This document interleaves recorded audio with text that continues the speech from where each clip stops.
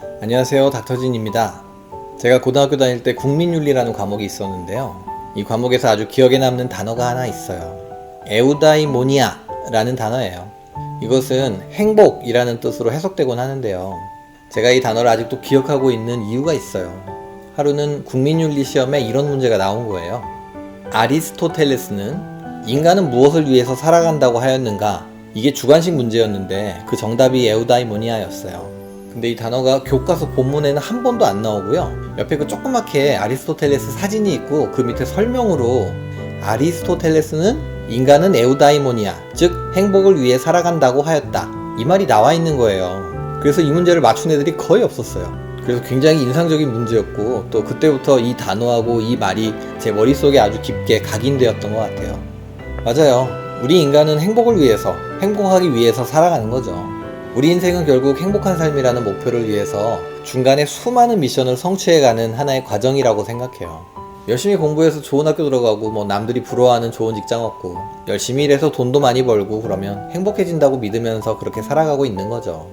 저도 어렸을 때는 막연히 이렇게 생각하면서 그냥 열심히 공부하고 일하고 그렇게 살았던 것 같아요. 제가 군의관을 하고 있을 때였는데요.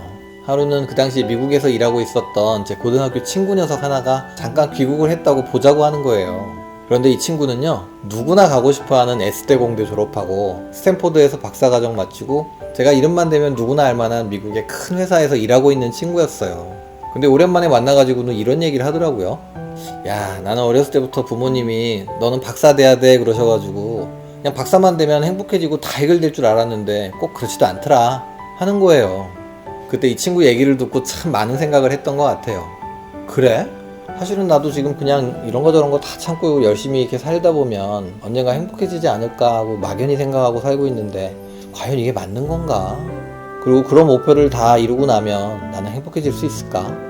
그대로도 오랫동안 그런 고민을 하면서 살았는데요. 결국 그렇구나 하고 깨닫게 된 것들이 있어요. 그래서 오늘은 여러분들한테 인생 선배로서 그 말씀을 좀 드리고 싶어요. 행복이란 것은 우리가 결국 마침내 도달해야만 되는 마치 정지된 화면 같은 상태의 궁극적인 목표, 그런 게 아닌 것 같더라고요.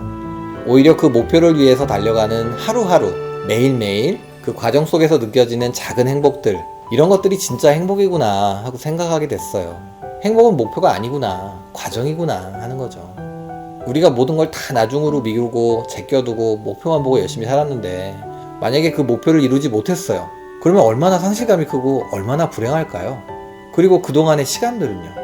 그 목표 하나만 바라보고 오늘을 지나치게 희생한다면 목표를 달성하더라도 제 친구가 얘기한 것처럼 그 공허함이 너무나 크지 않을까요? 그래서 저는 여러분들이 오늘 지금 이 순간 내가 느낄 수 있는 작은 행복들을 소중히 여기시기를 바라요. 우리 일상의 작은 행복들이 그 크기가 작다고 해서 너무 하찮게 생각하지 않으셨으면 해요. 저도 지금 학창시절을 이렇게 돌이켜보면요, 공부하느라고 힘들기도 하고 외롭기도 하고 그랬지만 그 당시에 책상머리에서 즐겨 들었던 라디오 프로그램의 시그널 뮤직, 또 학교에서 집에 오는 길에 친구들과 같이 먹었던 떡볶이, 이런 것들이 지금도 아주 행복했던 기억으로 남아있는 것 같아요. 실제로 한 번의 큰 행복보다는 여러 번의 작은 행복들이 우리 삶에 훨씬 더 중요하다고 해요. 우리가 잘 알고 있는 유명 연예인들 중에서 극단적인 선택을 하신 분들도 많이 있었죠. 물론 이런 분들의 성공은 평범한 우리들은 쉽게 경험도 해보지 못할 정도로 굉장히 큰 성공이었지만 일상의 작은 소소한 행복들이 그분들한테 너무나 부족했던 건 아니었을까, 그런 생각이 들어요. 두 번째로 말씀드리고 싶은 건요, 우리가 좋은 학교에 들어가고 좋은 직업을 갖고 하는 이런 것들은 물론 성취하고 나면 굉장히 큰 행복감을 주는 일들이죠. 하지만 이런 것들은 우리가 행복을 향해 가는 중간에 있는 목표일 뿐이고 이런 중간의 목표가 곧 나의 행복이라고 착각해서는 안 될 것 같아요. 좋은 대학에 들어가지 못하고 지금 당장 좋은 직장을 구하지 못했다고 해서 나는 행복하지 못하다고 생각하고 그 중간 단계에 스스로 발목이 잡혀서 다음 단계로 나가지 못하는 일은 없어야 한다고 생각해요. 좋은 대학에 들어가지 못했으면 직장 생활을 열심히 해서 인정을 받도록 하고요. 좋은 직장을 구하지 못했으면 눈높이를 조금 낮춰서 시작하고 그 자리에서 후회 없이 최선을 다하면 되는 거예요. 닥터진한테도 그런 힘든 시절이 있었어요. 나중에 기회가 되면 여러분들한테도 들려드릴게요. 우리가 미용 성형수술을 고민하게 되는 것도 결국은 행복해지기 위해서잖아요. 그런데요, 간혹 이 수술을 내가 행복해지기 위한 도구, 과정 이런 게 아니라 이 수술 자체가 목표이신 분들도 계신 것 같아요. 제가 수술해드린 분들 중에 어떤 분은 솔직히 제가 봐도 좀 아쉬움이 남는 그런 결과인데도 아주 행복해 하시는 분도 계시고요. 또 어떤 분은 진짜 아무 문제 없이 수술 너무 잘 됐는데도 전혀 행복하지 않은 분도 계세요. 자신이 생각하고 있는 수술 후의 모습에 조금 못 미치거나 현실적으로는 실현 불가능한 그런 모습에 계속 집착하고 있는 그런 분이신 거죠. 그래서 사실 상담하면서 이런 가능성이 좀 있으신 분들은 아직 수술에 대한 이해가 좀 부족하신 것 같아서 수술은 신중하게 결정하시도록 하세요 하고 저는 이렇게 대놓고 말씀드려요. 성형은 자기 만족이라고 하죠. 물론 맞는 말이에요. 하지만 그 만족의 기준이 너무 비현실적으로 높은 수준이라면 자기 만족을 기준으로 하면 안 돼요. 이런 경우에는 수술 전하고 비교해서 전반적으로 좀 나아지고 부작용이 없다면 그 수술은 성공적인 것으로 보는 것이 바람직하다고 생각해요. 수술로 여러분들이 원하시는 모습하고 100% 똑같은 결과가 나온다는 것은 거의 불가능하거든요. 왜냐하면 여러분들이 바라시는 모습은 대부분 실제 자신이 갖고 있는 조건하고 차이가 되게 많이 있어요. 수술에 대해서 잘 모르시니까 그건 뭐 당연한 거예요. 그렇기 때문에 자신이 원하는 모습과 어느 정도 비슷한 결과를 얻었다면 그것을 통해서 이제부터 얻게 될 다음의 행복들로 시선을 돌릴 필요가 있다고 생각해요.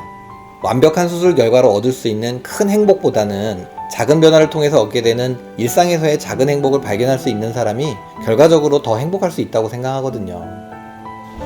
제가 상담할 때 여러분들이 가져오신 사진을 보면서 이런저런 이유로 굳이 이런 수술은 하지 않는 게 좋겠다고 말씀드리는 경우가 있는데요.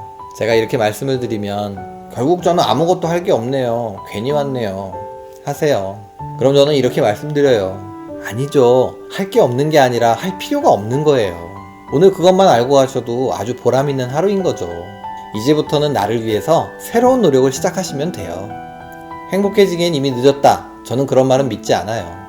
내가 지금부터 행복하기로 마음만 먹으면 바로 지금부터 행복해질 수 있는 거예요. 저는 다음 영상에서 다시 찾아뵐게요. 그럼 안녕.